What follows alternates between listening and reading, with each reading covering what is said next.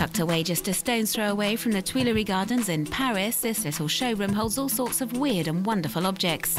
A magical, mystical world, the world of Vincent Darré. The eyes are watching you, not just any eyes, fried egg eyes. The surrealism of Salvador Dali, whose oeuvre is currently the object of a major exhibition at the capital's Pompidou Centre, continues to inspire artists and designers. Vincent Darré makes no secret of his admiration for Dali. He even created a collection in honour of the artist, who died in 1989. Là, un objet totalement Dali. C'est la langouste. This is Dali all over, the lobster. It's actually a sommelier, a chest of 7 drawers. You could keep your underpants in it, one for each day of the week. I like to give my creations a comical twist, make them fun. This is what my work is all about, adding a festive touch to interiors that could do with cheering up. And with interior design, surrealism is also a way of reinterpreting objects. I adore the extravagance and folly of surrealism. It suits me down to the ground. Vincent Darré is an iconoclastic character and has brought his universe to a number of trendy hotspots, including Le Baron nightclub in New York City and Le Montana, a hip bar in Paris's Saint-Germain-des-Prés. I added my furniture and furnishings, but I kept the interior as it was. I like the idea of the bar's past having its role to play. I love creating interiors that don't look over-designed, so to speak, a place one has just stumbled upon by chance.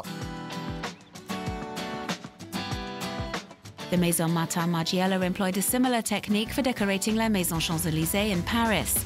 In the hotel lobby, for example, it would seem all of the paintings have been taken down, but the effect is intentional, another escape from reality. These principles make up the very essence of the company, because none of its representatives show their face to the camera, which is a somewhat surreal way of communicating in this age of media overkill.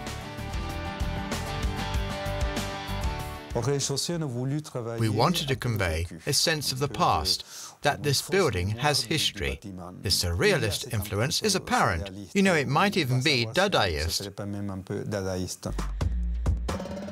Lots of mirroring and optical illusions, like these chairs that appear to be suspended above the ground.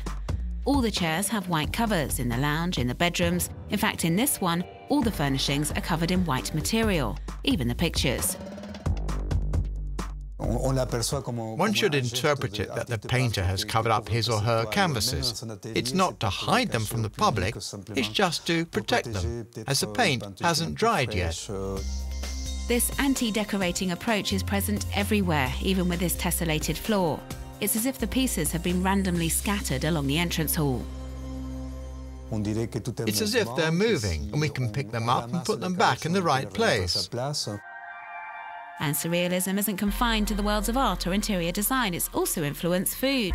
Frédéric Grassin-Hermé is the most unconventional chef around.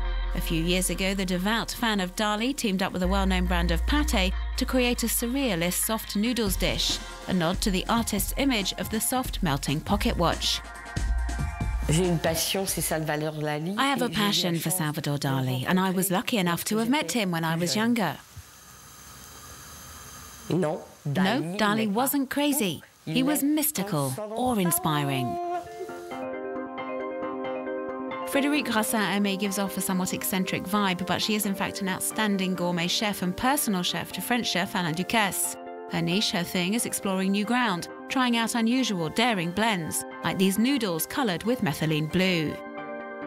The methylene blue doesn't actually taste of anything. I think it looks wonderful. And great care is taken in the presentation. Flaked almonds and salmon roe, and not forgetting the little mussel on top. A somewhat surreal pasta dish. Salvador would have loved it. I am totally radical, a food anarchist. I'm proud of it. Whenever taste and flavour's involved, because that's my trade, my profession, well, I may seem a bit crazy, a bit bonkers, but I'm fine with that. Surrealism gives a different outlook on life, makes it less serious and more fun, more magical. And if that's something you want to explore, then don't forget the Dali exhibition runs until the 25th of March.